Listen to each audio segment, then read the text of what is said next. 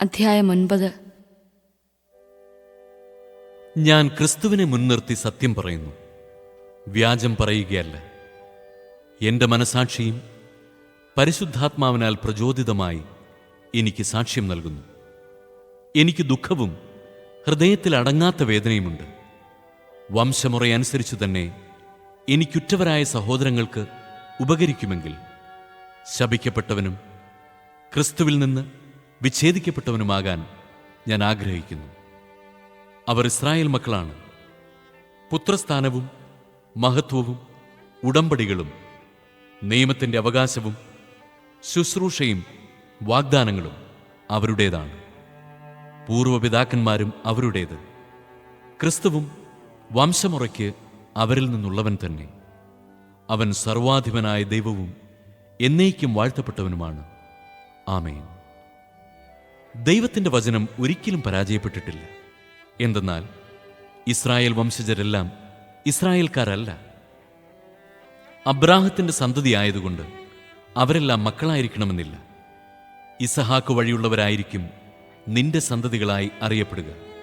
അതായത് വംശമുറയ്ക്കുള്ള മക്കളല്ല ദൈവത്തിൻ്റെ മക്കൾ. പ്രത്യുത വാഗ്ദാനപ്രകാരം ജനിച്ചവരാണ് യഥാർത്ഥ മക്കളായി കണക്കാക്കപ്പെടുന്നത്.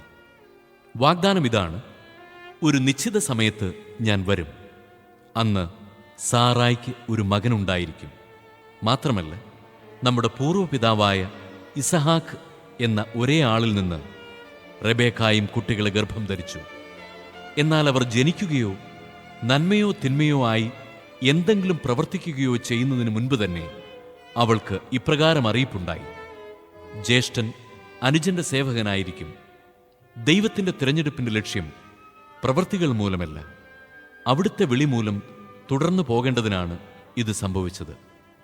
യാക്കോബിനെ ഞാൻ സ്നേഹിച്ചു, ഏസാവിനെ ആകട്ടെ ഞാൻ വെറുത്തു എന്നാണല്ലോ എഴുതപ്പെട്ടിരിക്കുന്നത്. അപ്പോൾ നാം എന്തു പറയണം? ദൈവത്തിൻ്റെ ഭാഗത്ത് അനീതിയുണ്ടെന്നോ? ഒരിക്കലുമല്ല. എനിക്ക് ദയ തോന്നുന്നവരോട് ഞാൻ ദയ കാണിക്കും, എനിക്ക് അനുകമ്പ തോന്നുന്നവരോട് അനുകമ്പയും എന്ന് അവിടുന്ന് മോശയോട് അരുളി ചെയ്യുന്നു. അതുകൊണ്ട് മനുഷ്യന്റെ ആഗ്രഹമോ പ്രയത്നമോ അല്ല, ദൈവത്തിൻ്റെ ദയയാണ് എല്ലാറ്റിൻ്റെയും അടിസ്ഥാനം.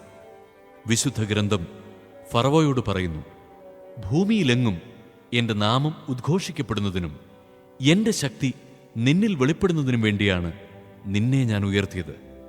താൻ ഇച്ഛിക്കുന്നവരോട് അവിടുന്ന് കരുണ കാണിക്കുന്നു, അതുപോലെ താൻ ഇച്ഛിക്കുന്നവരെ കഠിനഹൃദയരാക്കുകയും ചെയ്യുന്നു. അപ്പോൾ നിങ്ങൾ എന്നോട് ചോദിച്ചേക്കാം, അങ്ങനെയെങ്കിൽ അവിടുന്ന് എന്തിന് മനുഷ്യനെ കുറ്റപ്പെടുത്തണം? അവിടുത്തെ ഹിതം ആർക്ക് തടുക്കാൻ കഴിയും? ദൈവത്തോട് വാഗ്വാദം നടത്താൻ മനുഷ്യ, നീ ആരാണ്?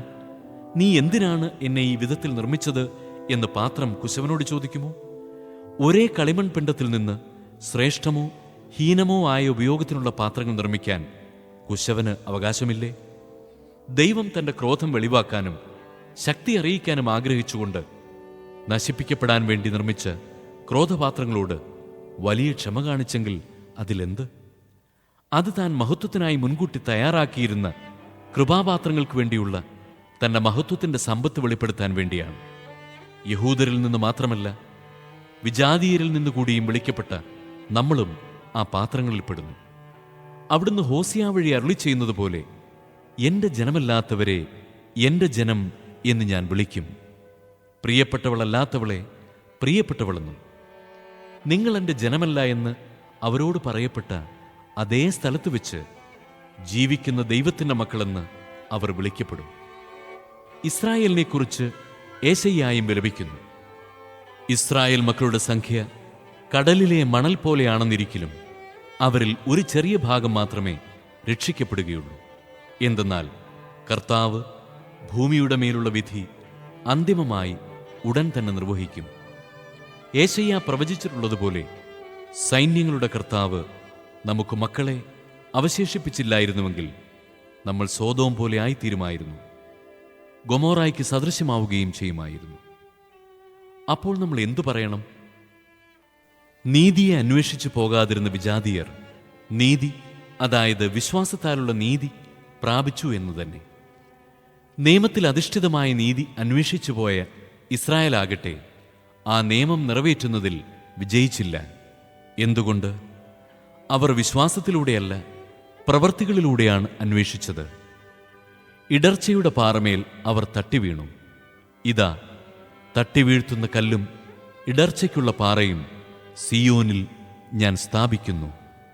അവനിൽ വിശ്വസിക്കുന്നവർക്ക് ലജ്ജിക്കേണ്ടി വരികയില്ല എന്ന് എഴുതപ്പെട്ടിരിക്കുന്നു.